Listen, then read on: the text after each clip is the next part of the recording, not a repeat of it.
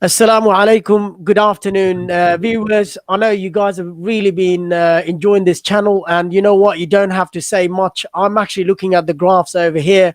I mean, my views have really gone up. It's 1,449 views in the last month, and we're talking about 97 hours of watch time. And it's really amazing, and I really want to thank all of you. Today we've got a great person, and hopefully this person is going to take the views up as well. Someone that I have known forever, and I really mean it, although he's only been in the school very new. And but you know, sometimes you form those bonds that stay really long lasting, and that's that person that I'm actually speaking to. Is also head of services and action, and he's a very young, lovely science and a maths teacher, really well loved by the students because of his controversial side, because he's a gamer.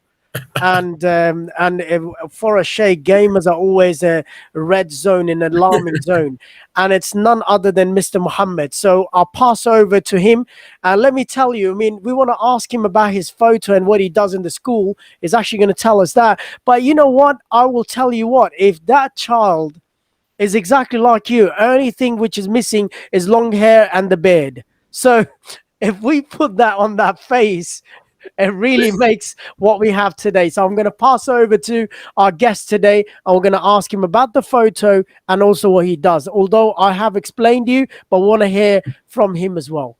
Assalamu alaikum, everyone. Assalamu alaikum, Sheikh. Yeah, so that is me. I think I was about probably 7 or 8 years old. So I've never been one who's enjoyed taking photos or having photos taken of me. So this was one of those photo studios where my mum would get me and my brother to pose, and they'd get professional photographers and everything because she wanted a record. And I never liked them. So I think that one in particular, I was refusing to smile. And then the the photographer would make jokes or do silly faces or something. And I was like, okay, that's not funny, and I'd still end up laughing. And that's when they took that photo of me. So you can see this, like I'm laying down underneath a stool, my brother's sitting at the top, but there was a separate photo and it wasn't there with it. But yeah, so me, I am, like your Sheikh said, I am a gamer and a few other things as well. I am, let's see, what else can I say about myself? I am a researcher at the University of New South Wales doing an honours program. I'm a science teacher, but I'm teaching math as well because I've done physics, and physics just, everyone knows, so much math in there. What else about myself? I'm I guess to be more broad than just gamer, I'm a nerd. I do a lot of things with nerd culture. Recently I've started writing short stories. Everyone's probably seen it during their assembly when for Harmony Day. I end up doing voices a lot of the times.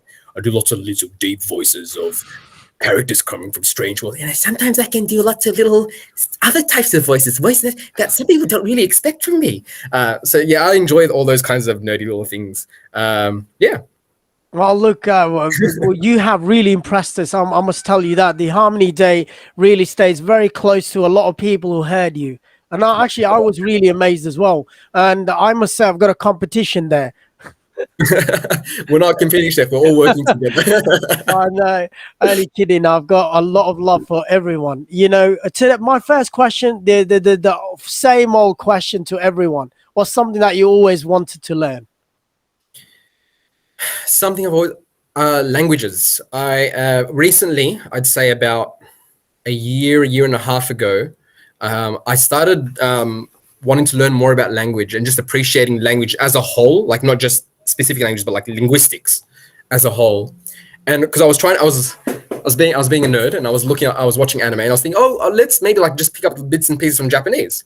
And but the thing is, I have this habit of this is with everything that I do, where I want to go for perfection straight away. So I end up like making sure I'm doing the most efficient way possible and things like. So I wanted to learn what the perfect sounds are. Then I ended up figuring out, there's a whole separate alphabet, not just in Japanese, just for every language in the world, called the IPA, which talks about how to pronounce every single sound in the world properly. So I ended up studying that in a lot of detail, and then just all the different sounds. So you can have like 4 different locations in your mouth where you can put your tongue to make different sounds. You can make a sound. So the difference between B, I think I said this in the tongue there as well. The difference in a B and a P is that you whisper the B and it turns into a P immediately. So you cannot say a B while whispering. It always turns into a P. Well, Yeah, interesting. things like all these little factoids about language. I think that's probably the thing I've wanted to learn the most, and I have been trying to learn just linguistics and how languages work. And I'd love to actually turn that into a third or a fourth language, even. Well, not being racist, let me do an Arab test on you. Can you say Uh-oh. Pepsi? Bibsy. But I've always been thinking, I'm like, if we can just tell the people who cannot pronounce the Bebsy properly, just whisper the B, it should automatically turn into a Pepsi. But Allah Alam. Well, there you go. You've really worked well. And, probably I am really impressed by knowing that. So hopefully I might give you some really difficult sounds. I don't know if you know, Urdu is actually more interesting with so many different sounds in it. One language which you can actually find a lot of sounds, the sounds of Arabic, the sounds of Persian, Yeah. and also the sounds of English as well. So, Mm-hmm. so it's, often you'll find the people that come from that background, it's very easy for them to learn any language. Mm-hmm. I think that one of the reasons why English people struggle a lot is because a lot of our sounds are not even recorded properly. So the letter A has like 5 different sounds. It's A, it's A, it's air. It depends on the word. So that's what I think the reason why a lot of English as first language learners struggle with as a second language or with anything else. Well, that's right. So, what is something that you really know well? Or you've said so many things, but there's always something that people say, you know what, Mohumed knows that really well. Well, I'd like to think it's physics because I did a degree in physics. I think if I had to choose something, I think the first thing that pops to my mind right now is assessment. So I've been doing my research at university has actually been about assessment and how do teachers have the agency to make their own assessments. So I've been reading up on a lot of the ways teachers experience autonomy, professionalism, all these kinds of things in the literature. It's been interesting. I think the only other thing besides that is physics and gaming because Oh, yeah. I'm a gamer. Fortnite. Maybe you can teach me that because my son's really flexing his muscles and I actually want to beat him down. I could probably learn it, but I'm not actually good at Fortnite. So I've always preferred more story-focused games, something that I can relax to. I'm never been very into the competitive types of games. I just like when I play games, I want to relax, not get more agitated by versing other people and competing with them. Oh no, because my son's really flexing his muscles. I can't even put a wall together. So every time I played with him last time, he shot me straight out. And when I tried to shoot him, he just had a wall in front of him. And I'm like, how did you do that? He doesn't teach you anything. No, he doesn't. He's enjoying the power dynamic. Well, but I do enjoy one game, FIFA. And last time he beat me 9-2, I was still happy that I got 2 goals. So, it's a progress. It's not, at least it's not 9-0. It is. So, what's something that people are usually surprised about you? I mean, the voice that you did, I'm sure a lot of people will be surprised with that. But there's always something that people, when they find out, they're like, I never knew this person was capable of that. I think it is a lot of the nerdy stuff that I do. So the voice acting, for example. Recently, I guess it's something recent. I think some of my kids know, kids at school. I've been learning to put together computers. So my computer broke like just a week or 2 ago, and I've been purchasing all the little pieces, and we're doing a lot of research on how computers work, and I'm actually going to be putting it together. So maybe I'll make a video about that. Who knows? But getting all the pieces together and putting them in a case and screwing them all together, making sure it uploads and updates, and that's something new that I've been doing. So I haven't really told anyone about that yet. Well, that's great. So teachers, if you have your computers broken down and not really working and looking for an upgrade, this is the person to go to. And hopefully he's not going to charge us because he works with us, but we do need to buy the pieces. Okay. So don't put a lot of burden on him. Now you have to get the pieces as well. Yeah. But if you need help with the upgrades, that's a lot of fun for me now. Well, that's great. Okay, look, we're in these difficult times. Although, as a believer, we don't want to. Every time is good for us, But we live in the world. We are humans. We do go through emotions. So, what's an advice that you would like to give the whole entire AIA family? I think it's a bit cliche, but just remember that everything is in the qadr of Allah. My 2 favorite surahs in the Quran are Surah Al-Sharh and Surah Al-Duha. and subhanAllah, they're both right next to each other. So sort of duha with all the symbolism of the fajr and like the dawn, and it's such a beautiful just to imagine it. And I think to myself, if the Muhammad sallallahu alaihi wasallam was going through tough times where he was wondering if Allah is going to communicate something to him, have I been hallucinating, whatever it is, and Allah had to remind him, I think it's okay for us to feel upset. And then just the hard part and the important part is to remind yourself that the bad times will end. It's not to experience sadness. Experience sadness is something that Muhammad sallallahu alaihi wasallam experienced, so we're allowed to experience as humans, right? And then right after that, Surah Al-Sharh, inna ma'al usri yusra, so فَإِنَّ مَعَ الْعُسْرِ يُسْرًا إِنَّ مَعَ الْعُسْرِ يُسْرًا. Yani Allah's re-emphasizing it twice in a row. And for Allah to, I mean, I don't know, I mean, I'm not a hafiz or anything, but I don't know very many locations in the Quran where Allah repeats himself for emphasis, except for that the good times are going to end. Sorry, the good times are going to come after the bad times end. And so just reminding myself of that whenever I have those really bad days, or I feel upset, or I'm going through whatever it is. And I think that's for everyone. Is just remember that Allah has a plan for all of us. We might not ever figure it out. It might be maybe 50 years down the line, they'll find some other strain of a virus that the coronavirus made us immune to. Allahu alam. But or maybe it's just something will pass away, and then it's only in the akhirah that we get revealed some of the ilm and the ilm al-ghaib. Allah, or maybe we'll never know. And Allah has a plan that we will never know. And that's the only thing I've been just trying to remind myself whenever I have those bad days. And I think everyone can benefit from something like that. Well, that's such a great advice, you know. I really will wish that everyone could take heed, and definitely some really good pieces that you mentioned. And as you said, the repetition of one ayah just by moving fa and wa, that was such a great way Allah is describing us. So, you know, it's really well said. Or now comes the tricky part. Really want to test you out now.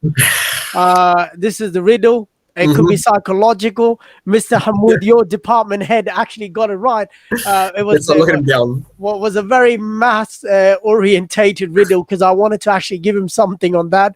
Now, yours is also very similar, but also a bit psychological. So all the knowledge that you have in your world, your gaming world, and your physics world, you will need that. No pressure. All right. So I'm going to share my screen. I'm actually going to take your photo off, and we'll just bring that screen where this riddle is. So let me see where it is. Yeah, there it is. So let me share it now. Okay, I'm going to actually put the volume up so you don't have any excuses left. Ya Allah.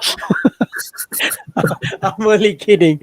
So I'll give you 15 seconds to answer that. No pressure, as I said. There is no right answer. But yeah, definitely it does require a right answer there. So let's go there. Let's play it and start listening to it. Gangsters. Right here is the hardest one, and we imagine no one will get it. So there's this undercover cop, and he wants to get inside an underground club so he can infiltrate a gang. Only to get into this club, you must know the secret code. You can't just walk in. The cop then sets up a microphone and a camera close to the door to the club. He does this when no one's around, of course. With that setup, he starts to watch. The next evening, he sees a rather dangerous-looking man walk up to the door. A little shutter opens, and the guy inside says 12, to which the gangster replies 6. A bit later, and another gangster walks up to the door, and the man behind the shutter says 6, and the gangster replies 3.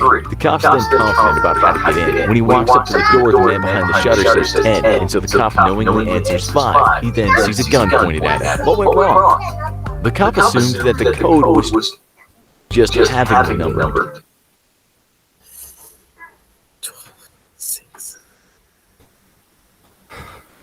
So what do you think?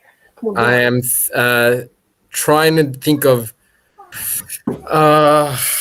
12, 6, 3. It's not halved.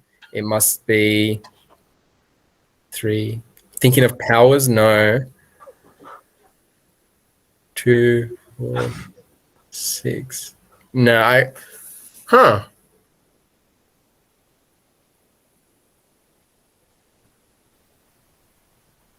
I can't think of it. All right. I have no idea. Take a wild guess. What do you think? What went wrong? Well, 10, 5, 12, 6. then there must be some other number pattern that just coincidentally worked out as being a half for those two options, but that it's not always going to be the case. So it's a more complex equation. Well, it was a very hard quiz. That's what they said. And they said it would be very hard to get. So I'll give you your hats off to that. To you actually accepted the challenge. Let's look at the answer, what the answer is. 12 to 6 and 6 to 3, but that wasn't the case at all. The gangsters were actually saying how many letters were in the word.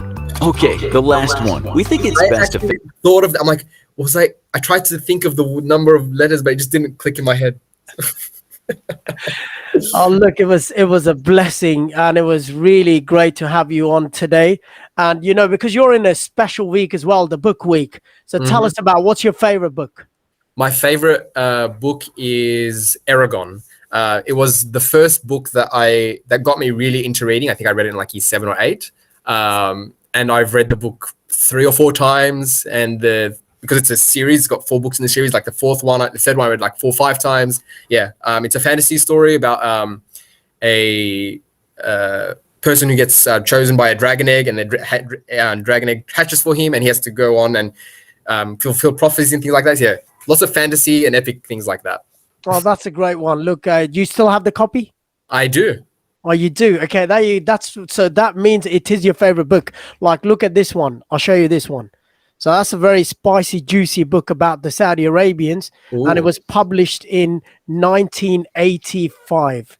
And I still have the copy. Wow. So I'm not going to give my age away, but there you go. Maybe I'll borrow it from you, Chef. Because I think look at that. The pages as well, you know, over the years. They start to turn brown and start to wear out a little bit. It's a very juicy book about the House of Saud, the Saud family. I think I know what I'm borrowing from you next. All right. Okay, you have a good one. Look after yourself. All right. Assalamu alaikum. Alaikum salam. Thank you very much, viewers. I look forward to see you again in the next show. Thank you. Bye. All right. Jazakallah khairan, Sheikh.